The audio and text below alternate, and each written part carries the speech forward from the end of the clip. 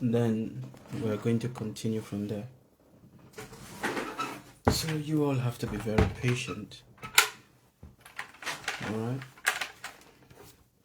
We're going to do our prayer first. And then, we continue from there. Mridanga. I'm not very good in playing Mridanga. Your playing of the Mridanga is very nice. You know how to play the beats. It's very nice. I love the way you play your Mridanga. I listen to it and it's nice. And I appreciate it.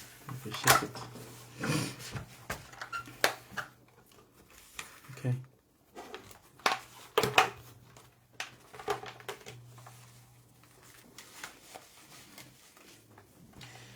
Alright, so let us get ourselves in a mode of devotion, and then we're gonna pick it up from there. Alright?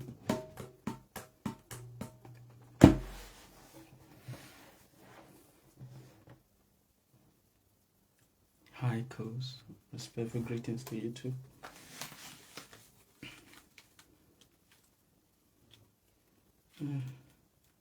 Am I audible properly to all of you? Can you hear me properly?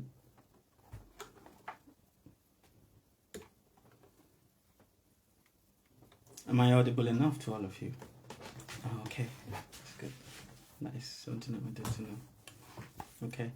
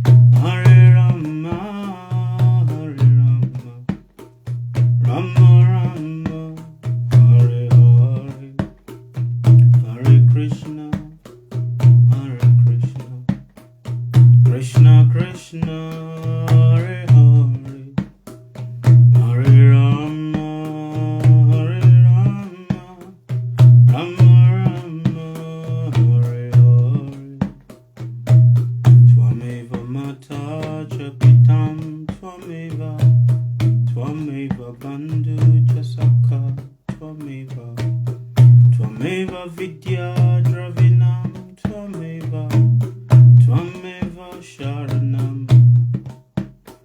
Mama Deva Deva,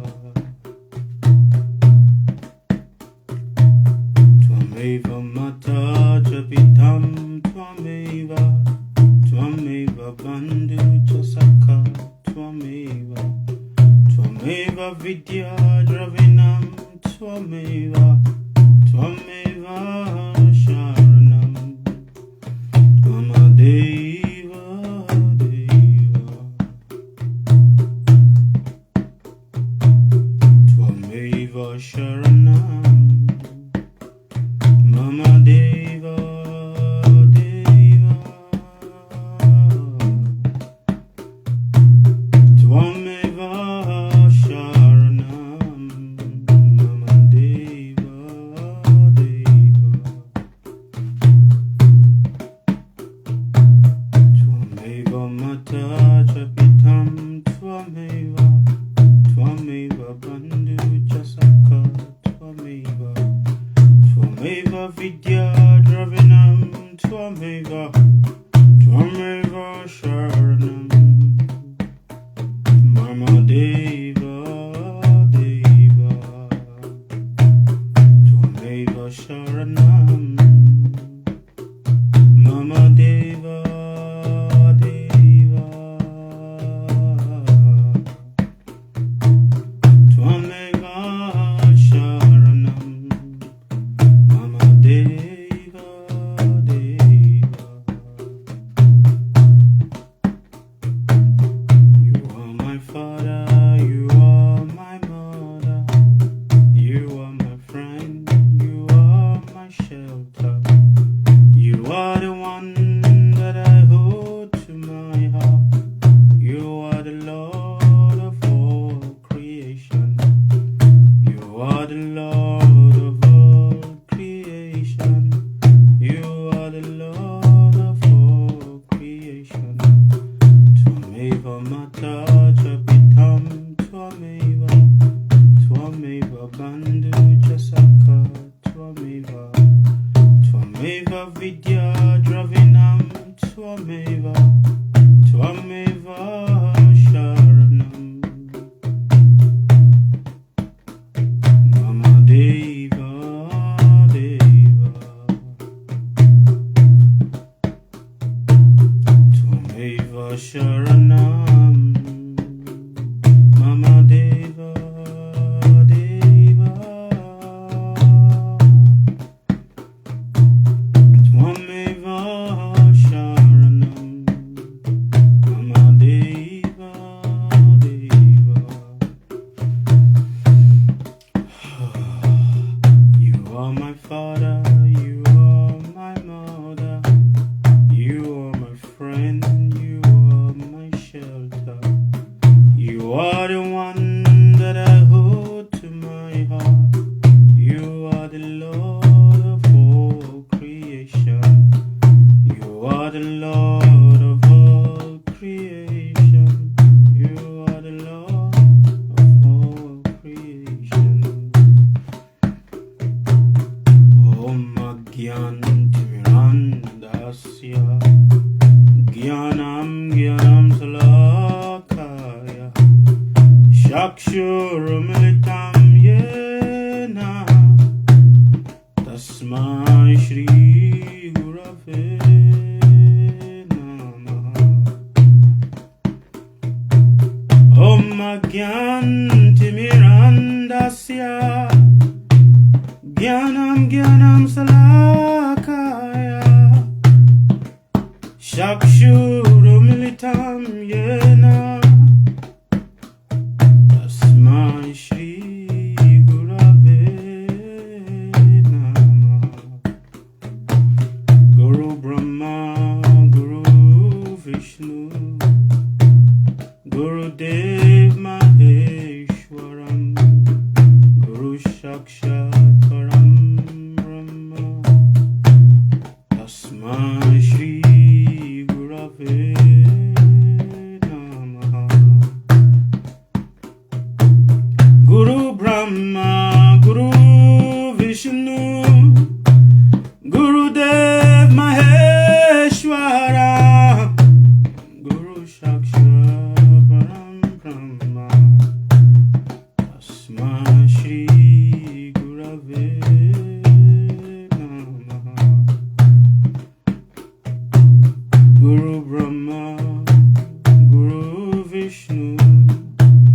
Gurudev Maheshwaram, Guru Sakshat Param Brahma,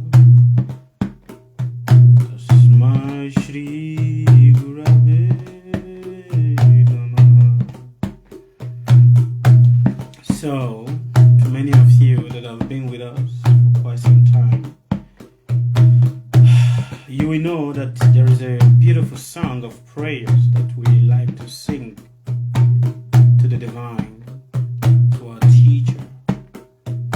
And I will urge and I beg you to please sing it with me.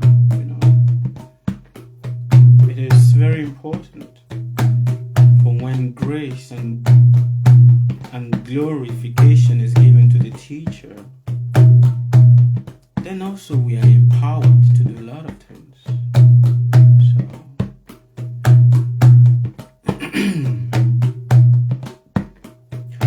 amazing grace, I sing thy song, that saved the wretch like me. I was once lost, but now I am found. Was blind, so blind, now I see. Amazing grace, I sing thy song, that saved the wretch like me. I was once lost, but now I am found. Was blind, so blind, but now I see. Amazing grace, I sing thy song, that saved a soul like me.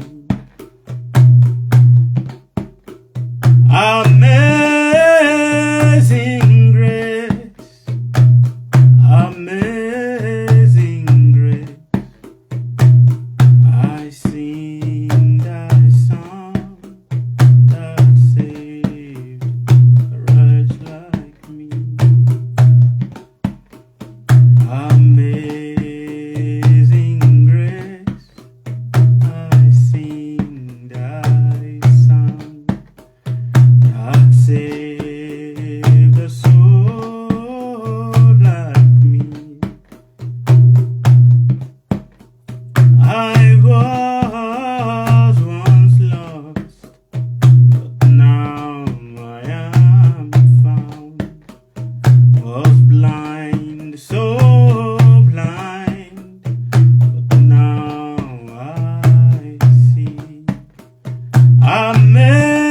Amazing grace, I sing thy song, that saved a wretch like me.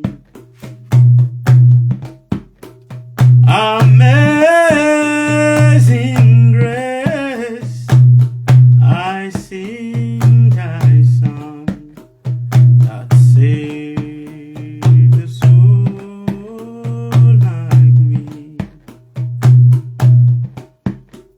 I was once lost, but now I am found.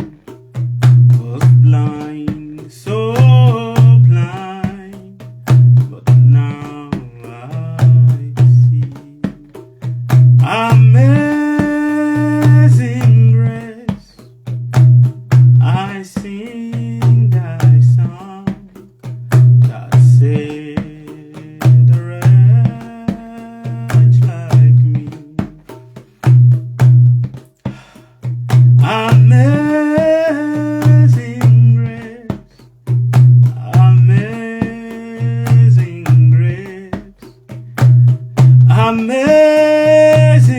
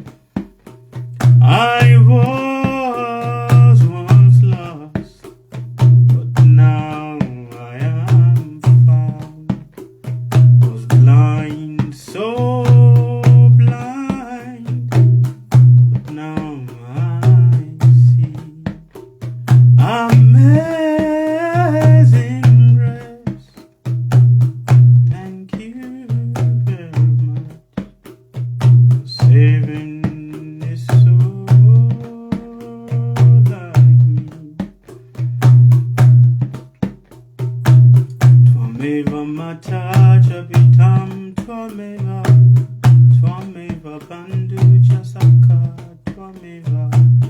twameva vidya dravinam twameva sharanam mama deva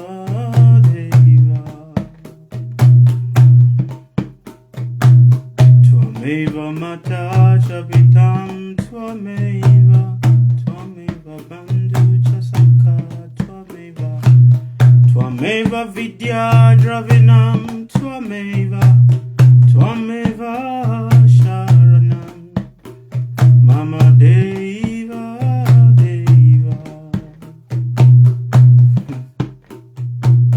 twameva sharanam mama deva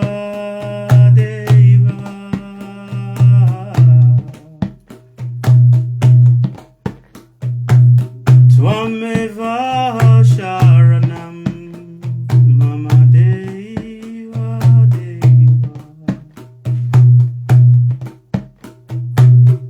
om agyan tirandasya gyanam salakaya Chakshuramritam yena tasmai shri gurave namah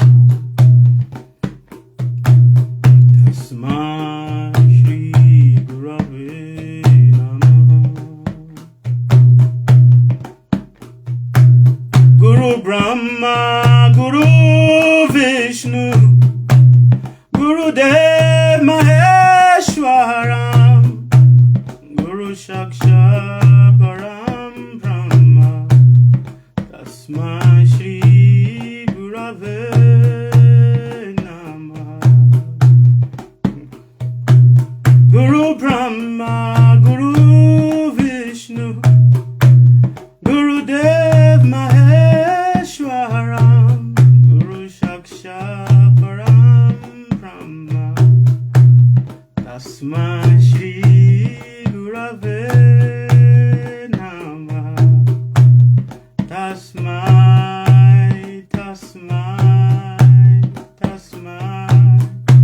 Shri Gurave Namah Hare Krishna Krishna Krishna Hare Hare Hare Rama Rama Rama Hare Hare. Okay. Thank you all very much, everybody, and we are happy to be here with each and every one of you today. And thank you for your patience, and also to all of you that were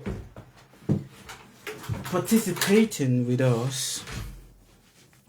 I thank you very much for your time. So yeah, thank you all very much. Thank you very much for your time.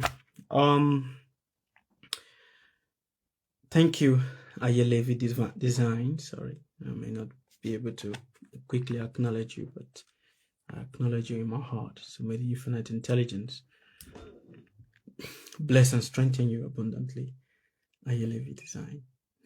Thank you.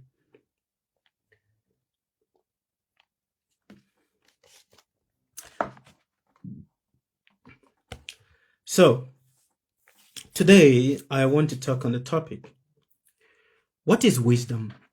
What is love? I would try as much as I can, not to stay so long, because, it's already 2:00 over here in Mauritius. And being 2:00 over here, 3:00 and above, I need to go and start my own, my own day. So, but anyway, the point is, the point is to see how it goes, is to see how today, goes. So we're going to talk about the question. It's a very pressing question. Over the course of time, years, days, every one of us is looking for the answer to this question. But no matter how much we keep trying, we keep coming up with ideas, and that is just it. Ideas.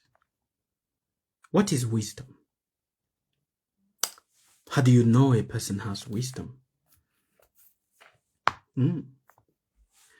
Not everyone that lacks wisdom actually displays foolishness. It is important. It is not everyone that lacks wisdom displays foolishness.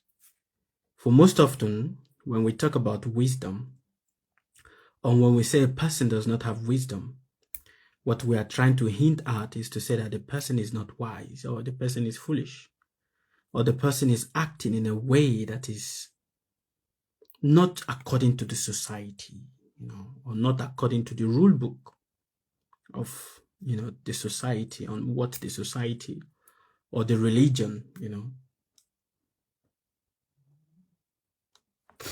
believe to be wisdom. But what is wisdom? What is it? Thank you very much, Miss Susie. What is wisdom? What is love? Wisdom is the ability to think rationally.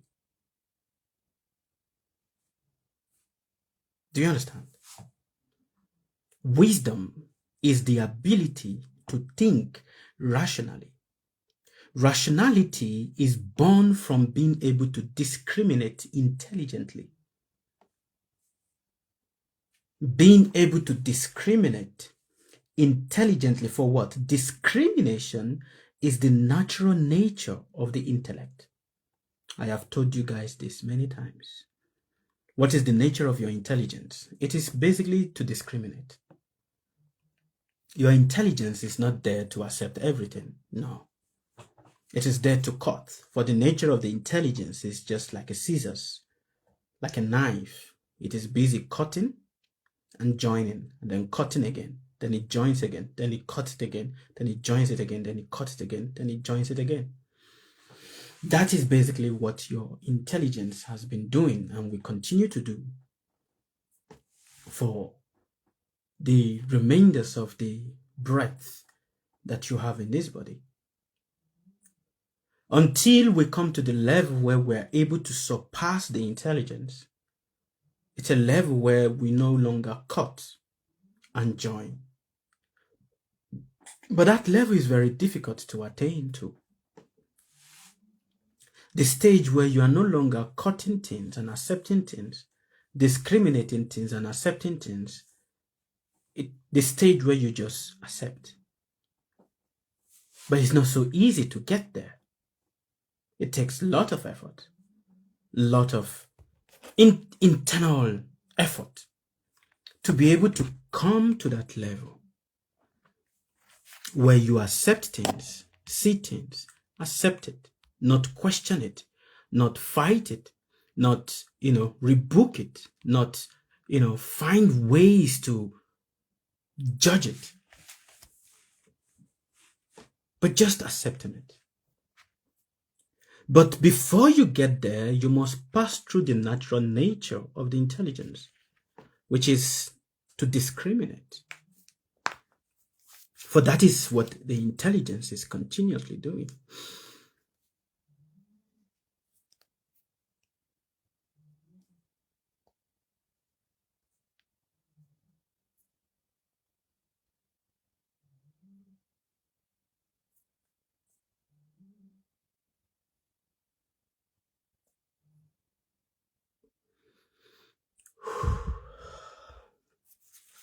For that is what the nature of the intelligence is always doing.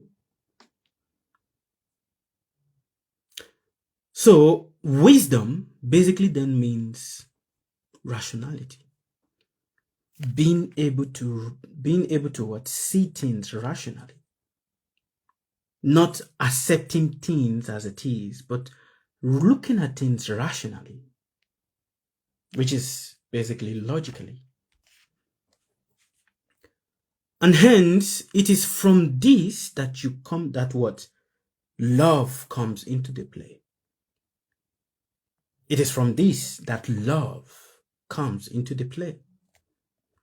For if we look at love, many of you here are already grown-up people.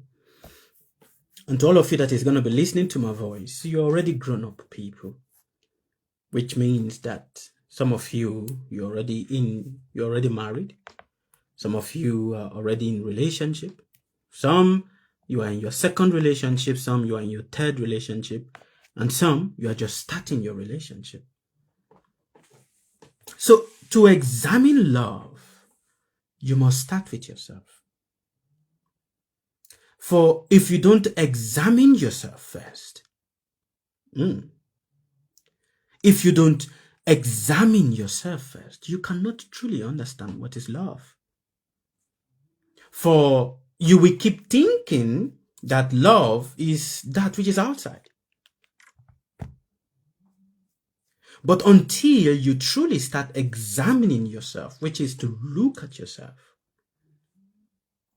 to look at your feelings, to look at your emotion, the starting of your emotions, the rising and the setting of your emotion, to look at it.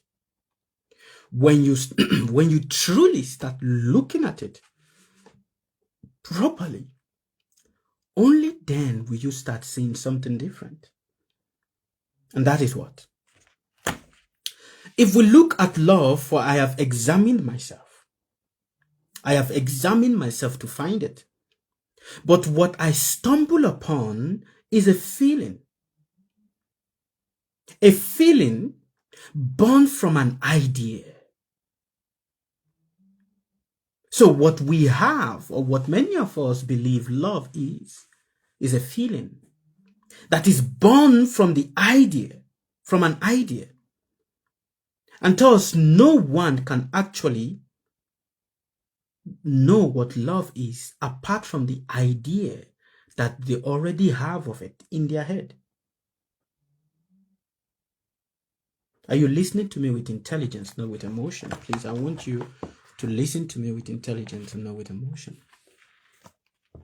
For to truly look at love, you must look at it outside of the idea that you have of it inside of you. For when you look at it outside of the idea that you have of it inside of you, you will see that most often when we get into relationship with people, what we are looking for is the idea of a love. And what we get while we get into that relationship is chaos. Because in our head, we have the idea that love is beautiful. That is the idea that we naturally have in our head.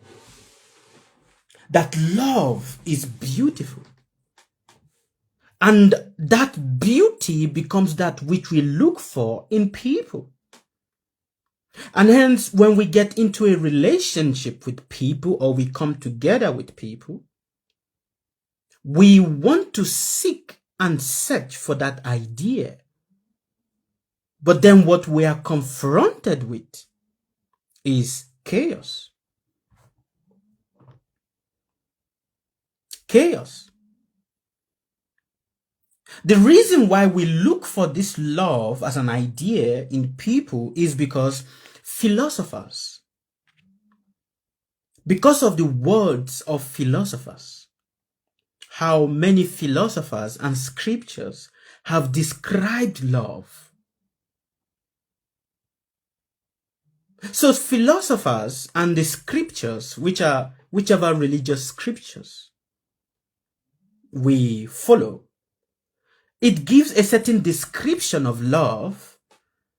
And because it gives that description of love, that becomes what we start looking for in people. That description of love. But what we are confronted with is what? Chaos. Many people say that God is love. God is love. That is what many people say. That is basically also one of the things that you yourself, you've grown up accepting, that God is love. And hence, the love of God is a philosophy, a philosophy pie that man bites to find a taste to which they can externally describe. Have you read all scriptures? If you read all scriptures, you will see that God is not a philosopher. God does not speak in philosophy. Do you understand? Please, I want you to listen with intelligence so that we can flow on the same mental wavelength. God does not speak in philosophy.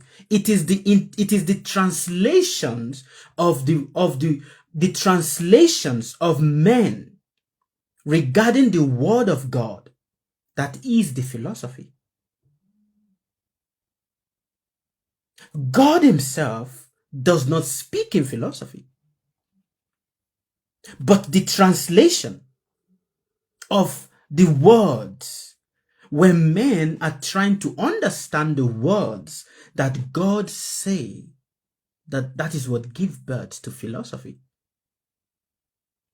So it is men that philosophize the words of God, not that God speaks in philosophy.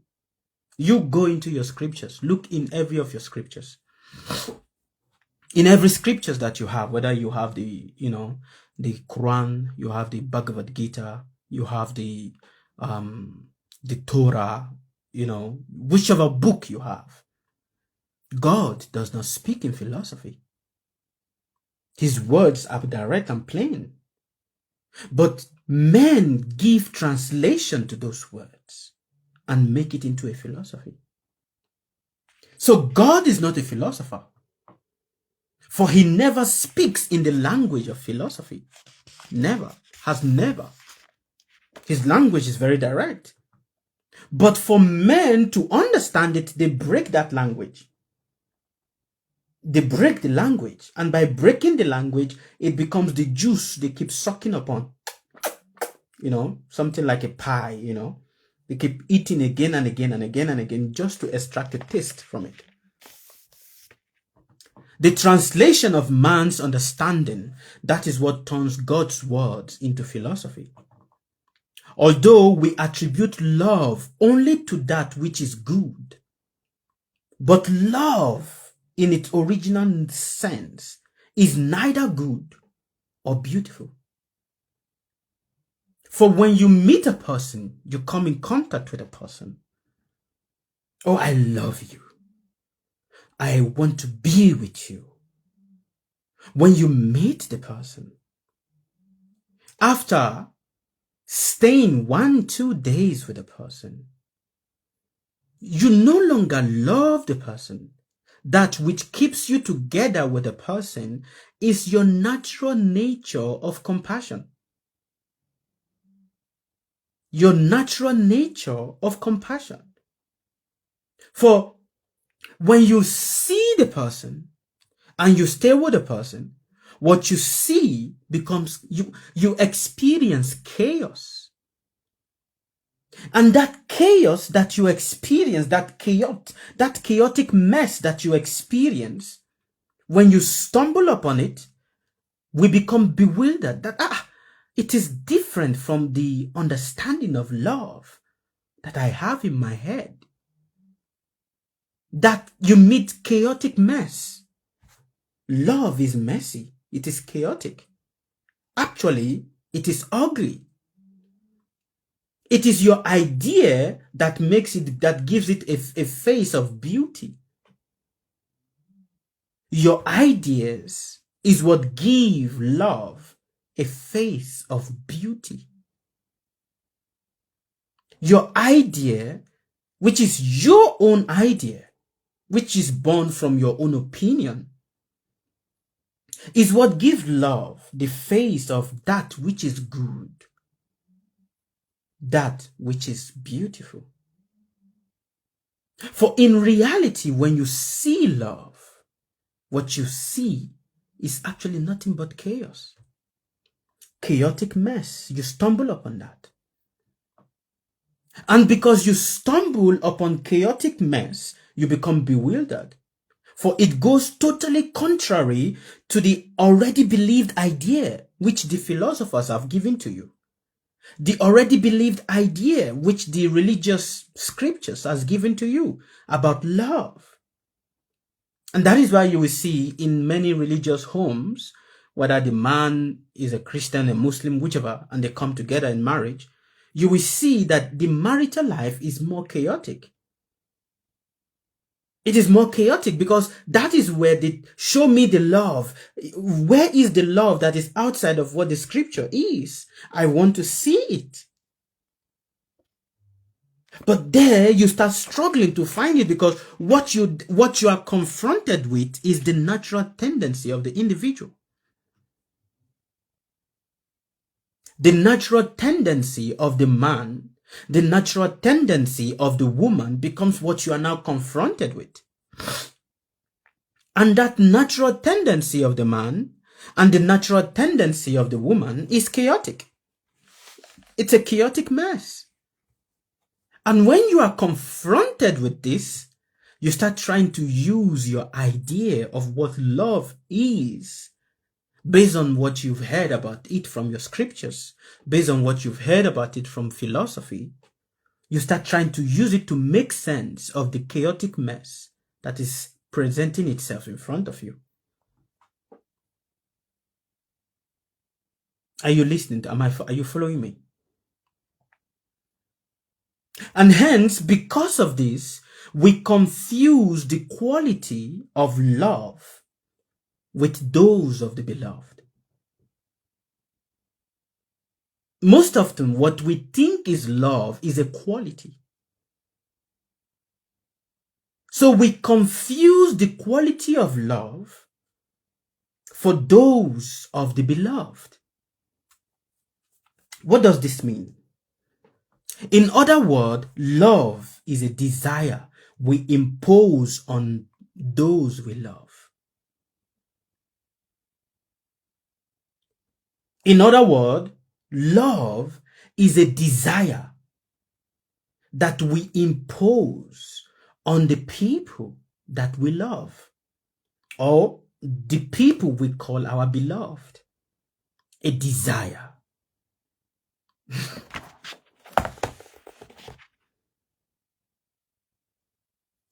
What is that desire? Because we impose this on the people, on the beloved, to have what is beautiful. So love is a desire we impose on people to have what is beautiful, which leads us to experience a sense of what? Fulfillment or happiness. A sense of what? Fulfillment or happiness. But happiness is temporary. And because happiness is temporary, we try it. What is the goal of everything that one does? The goal of everything that one does is to come to what is called eudaimonium. Eudaimonium. What is eudaimonium? Eudaimonium simply means fulfillment.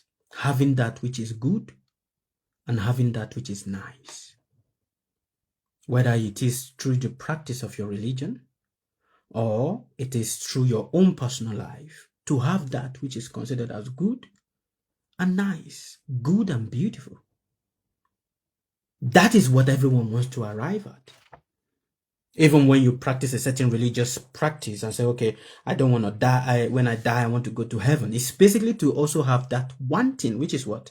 That which is good and that which is considered as beautiful. But this feeling to want to have that which is good and that which is beautiful, it brings an experience of what? Of fulfillment. And because it brings that experience of fulfillment, excuse me, it is temporary. And as the ancient teacher says, happiness is mortal. But we don't want it to be mortal. We want it to be immortal. The ancient teacher says happiness is a temporary guest. It's a guest that comes, but it's temporary. But we don't want that guest to leave. And hence we devise means to keep inviting the guest again and again and again and again and again and again and again and again and again and again. But no matter the means that we keep devising to invite that guest, it still does not stay. So to experience that fulfillment of happiness, we continuously hold on to it, and to continuously hold on to it and experience it, we are compelled to procreate.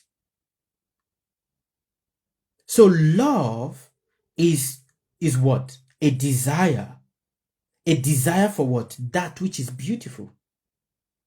And for you to get that which is beautiful, you are forced to create it. You are forced to do what?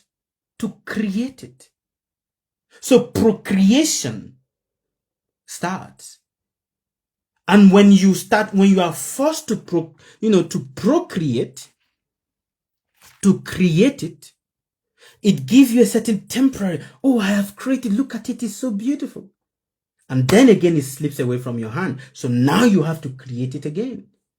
A continuous effort of creating and dying. Now I've created it, oh, it's beautiful. And then again, it slips away from your hand. And this becomes the beginning of your immortality project. The beginning of what? Your immortality project. And guess what? In the human society, what is that which is beautiful and that which is nice? In a human society, that which is beautiful and that which is nice is to have a legacy. For what is it that gives you true joy, true happiness, true bliss? But it's temporary. A legacy of respect, of status, of achievement. It gives a certain feeling that, to have that which is beautiful. So this idea that we then impose, when we find that we are not able to get it or superimpose it on people, we become sad. We become disturbed. We become morose. And because we become sad, we become morose, we start looking for it. We start looking for people at which we can impose the idea upon, so that we can procreate. Now, I know that many of you that is listening to this for the first time, it will totally go against the understanding of what you have in the Bible of what is love. Because in the Bible it is there, love is beautiful, love is this, love is that, love is this, love is that. But this is not love. These are ideas of love, desires of love.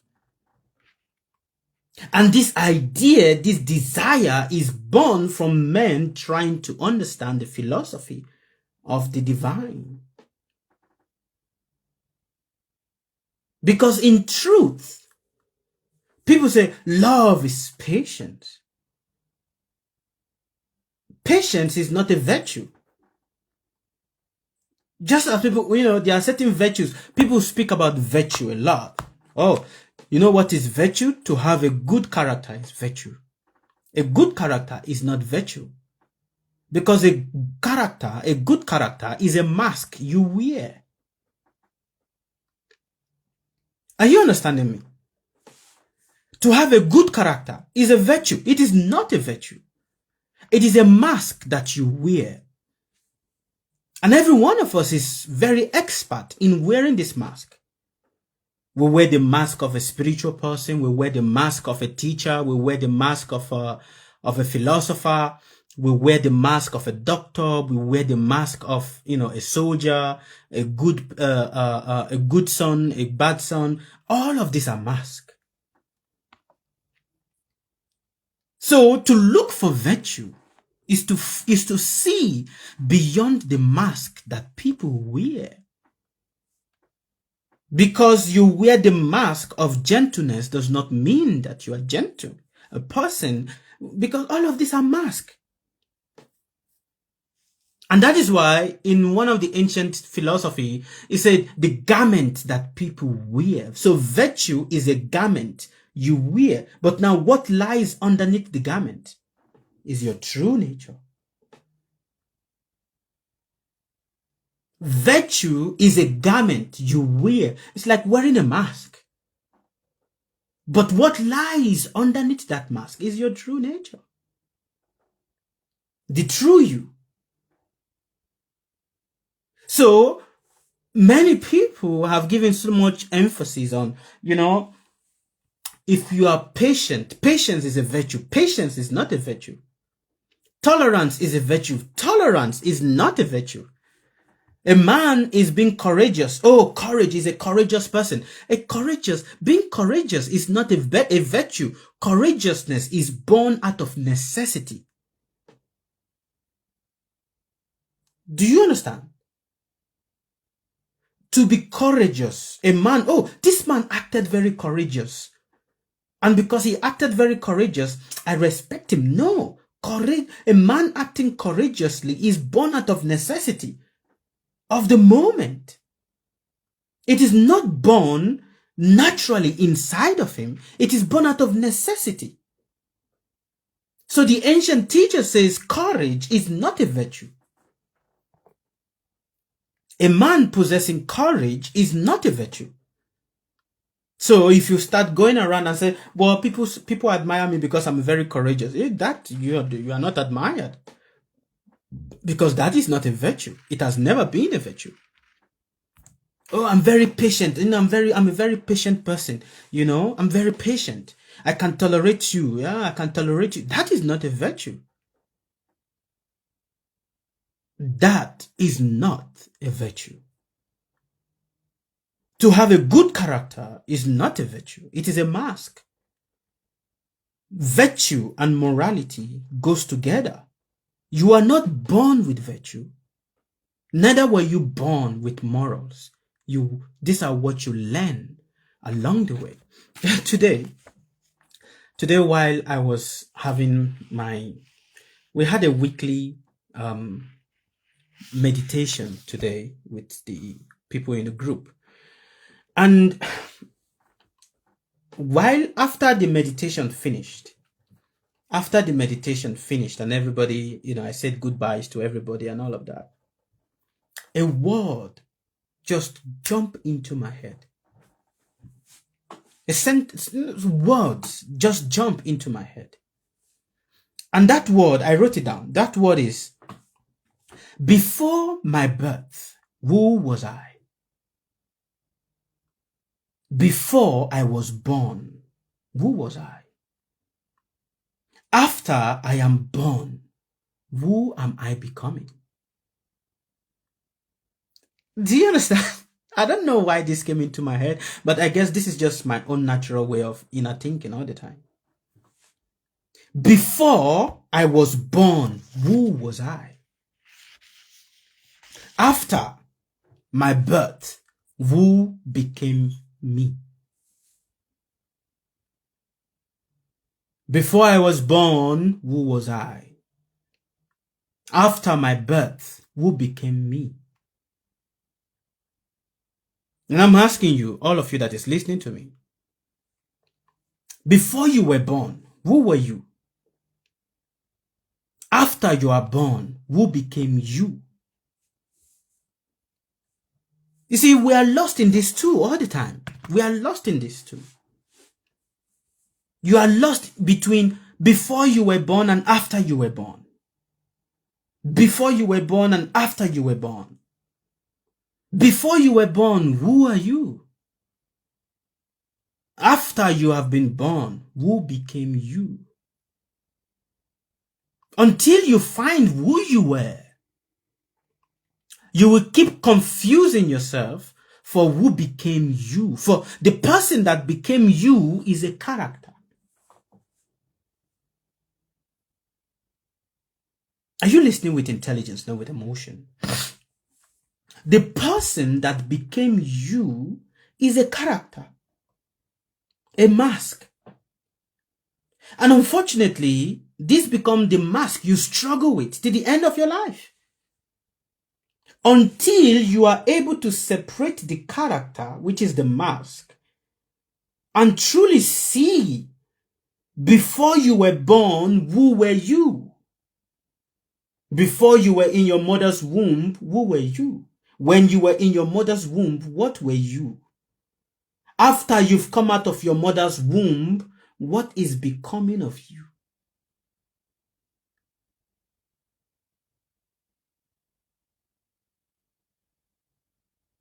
Are you listening with intelligence? Before you were in your mother's womb, who were you? After you've come out of your mother's womb, who is becoming you? Until you truly start asking these questions and really start looking within and like, what is this?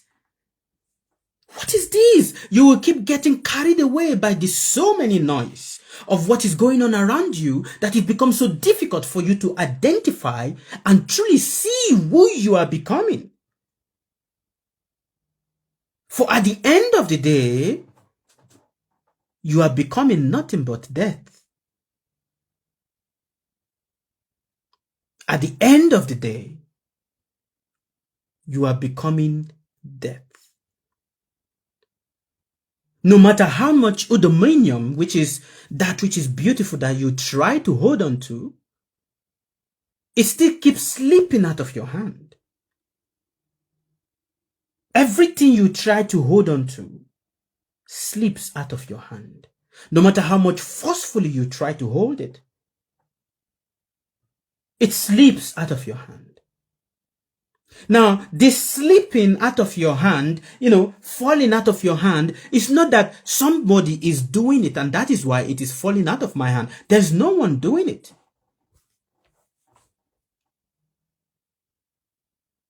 There is no one doing it. It just keeps slipping out of your hand.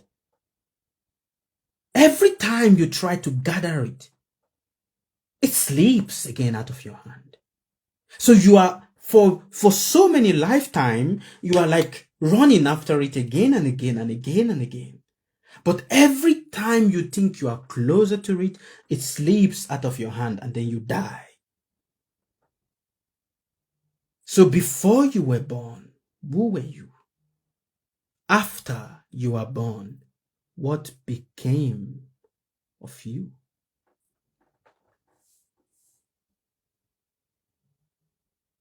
And part of what became of you is the idea that you are having relating to love. For that idea, which is an opinion, becomes that which you try to impose upon the beloved.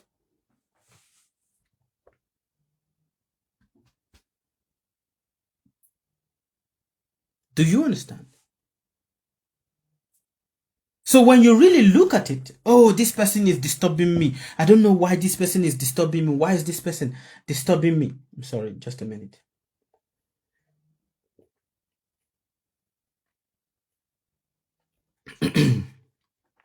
When you truly look at it, it is not the character or the nature of people that actually disturbs us.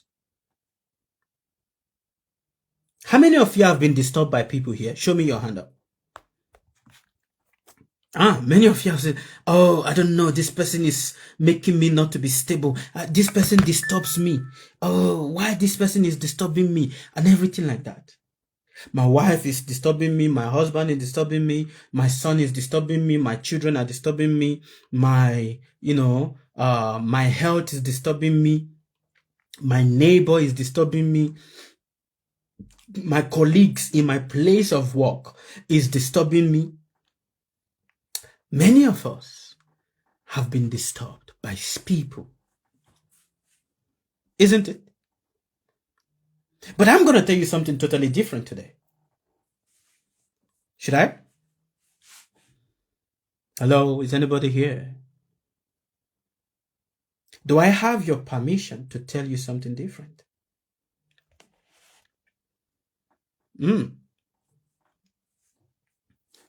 Somebody here? Do I have your permission to tell you something different? It is not the nature or the character of people that disturbs you. This might be somehow, but it is the truth. It might be somehow. It might sound strange. It might sound weird, but it is the truth. I want you to look at it just like looking at yourself in the mirror. I want you to look at it. It is not the character or the nature of people that disturbs you.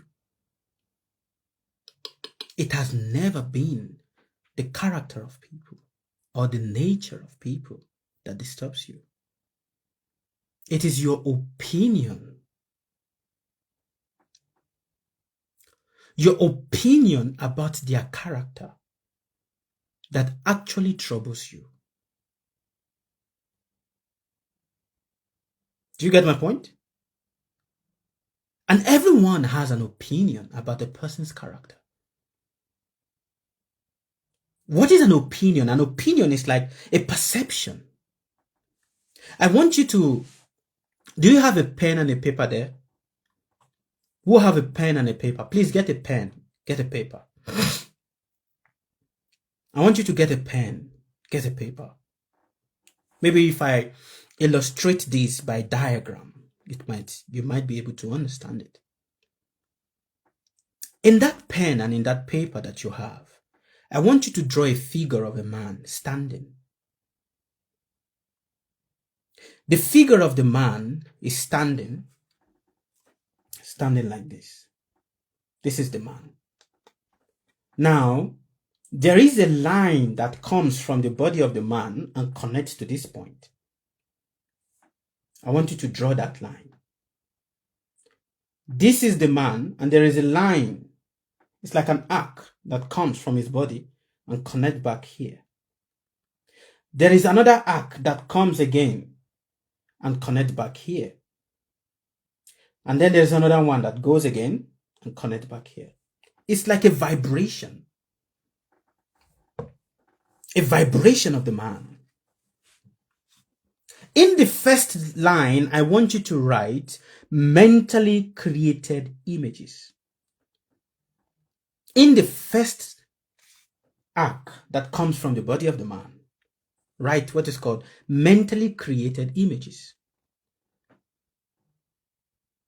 In the second line or the second arc, I want you to write opinion.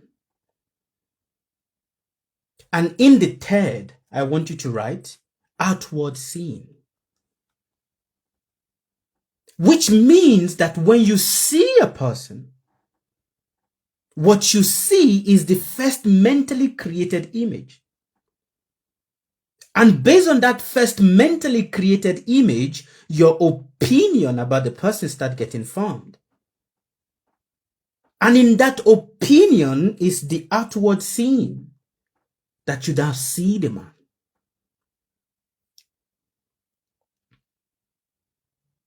So when you see a man that is drunk, maybe you have a sibling and you say, oh, this sibling misbehaves with me. What kind of a sibling is this? Why is this sibling behaving like this? This sibling does not know how to behave properly. What kind of a brother is this? Or what kind of a sister is this? Or what kind of a husband is this? Or what kind of a wife is this?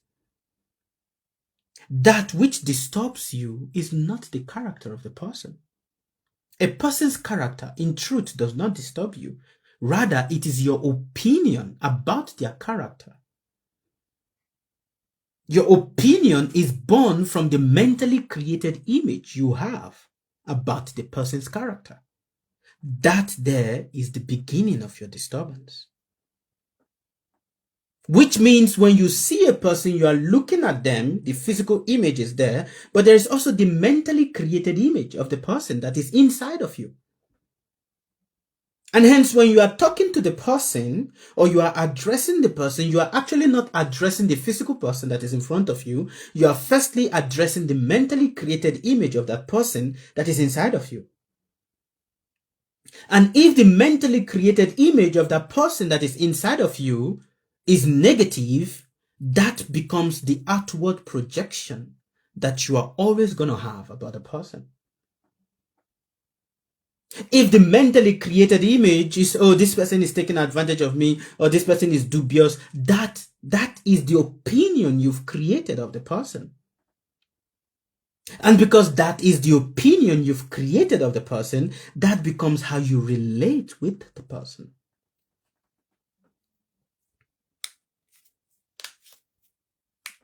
Am I making sense to you? Are you listening to me with intelligence, not with emotion?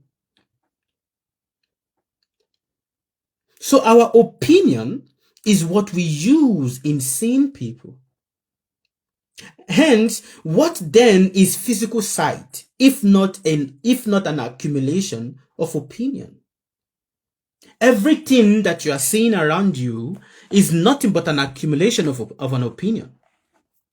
Let's say I'm holding a pen right now. I want you all to look at this pen. I'm holding this. If I just raise this up, what do you think instantly will come to your head? The first thing that will come to your head, I'm just holding this. Let's say I'm just holding this up. What is the first thing that comes to you?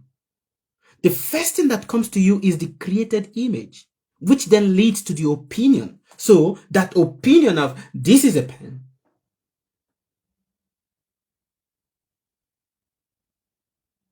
And in that opinion that this is a pen, that is how you're going to interact with this. But if you truly just look at it, it becomes nothing but just potential.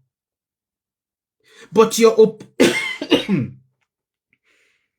opinion is what transfers this from just being a potential into something that is useful or something that is harmful.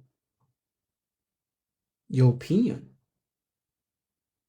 This is a gold pen, but does it write in gold?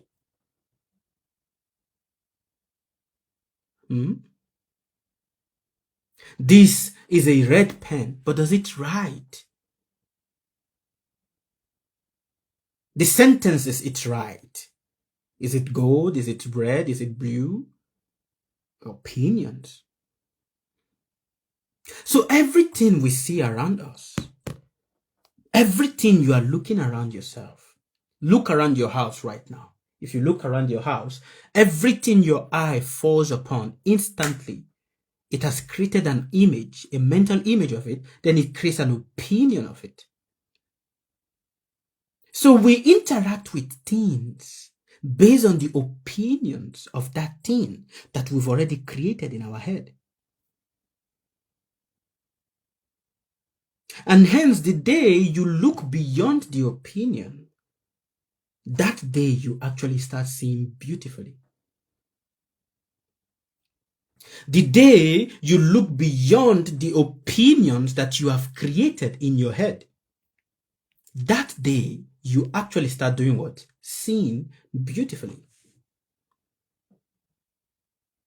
And that is why when you see a person and instantly you have the opinion of love, of wow, I love this person, you have the first opinion of beautiful. After some time, it becomes ugly. Because you are not seeing the person. And that is why the ancient teacher says, when you look at the person, do not first get carried away. No, not get carried away. Do not quickly form an opinion based on the image the person is creating. When you meet a person, do not get carried away by the image the person is creating. For to truly be in unity with a person, for if you create an image is a character, a mask. Do not get carried away by the light the person tries to show. For if you get carried away by the light the person, shows, you will start becoming offensive towards the person. But to truly see a person, first of all, see their struggles. See their problems, their struggles. See it and see yourself in their struggle. For when you don't see yourself in their struggle, but rather you are only seeing that side, which is not the display of the struggle, it's a matter of time when the struggle comes to the surface, you will start hating the person or you will start distancing yourself from the person. And that is why there is a saying, I don't know if it is in Nigeria or in Africa, it says, if you want to marry a woman, don't go and look for the woman in the night.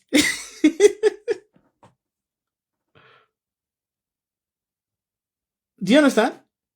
There is a saying, I don't know if it is in Nigeria or it is in Ghana. I don't know where I heard this statement. Maybe it is from Kenya or is it from Rwanda? I forgot.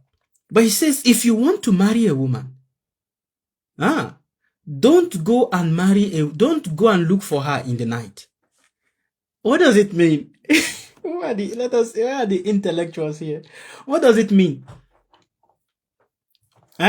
If you want to marry a woman, don't go and start looking for the woman in the night.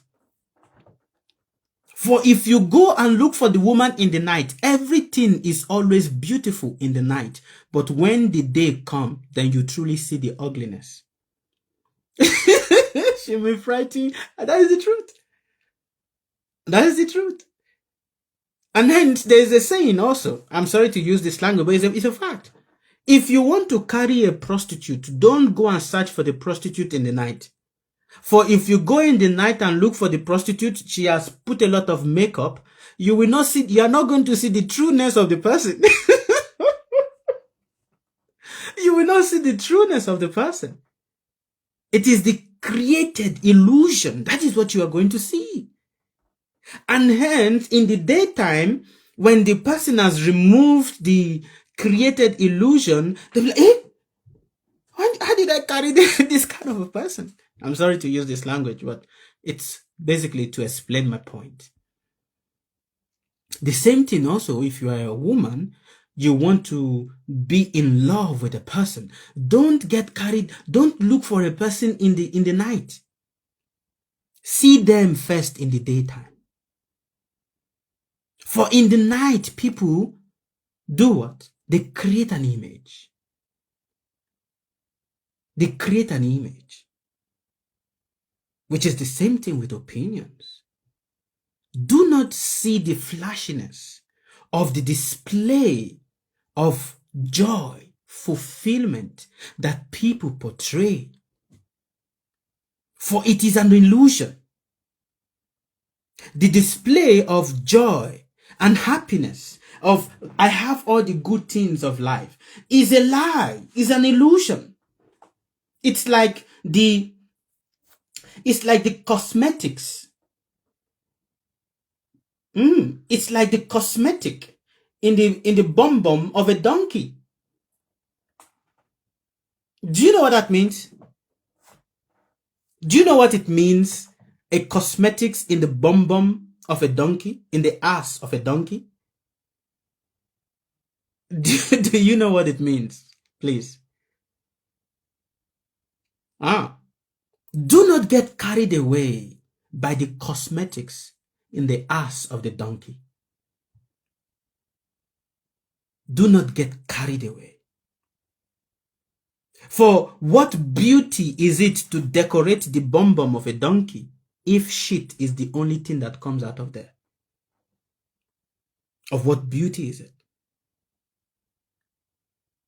So, in the show of having the eudaimonium, where every one of us, we want to show that we have eudaimonium, which is we have the good things of life. Every one of us want to show it. If you get carried away by the show of I have the good things of life, you will not really see the person. And it's just a matter of time, you will be disappointed by that person. The same thing also with teachers. Do not see the flashiness of the word the teacher says. See the struggle of the teacher.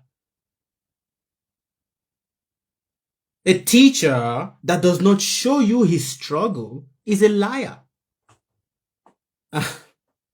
This might sound somehow to many of you, but it's a fact. A teacher that does not show you his struggle, a man of God that does not show you his struggle is a pretender.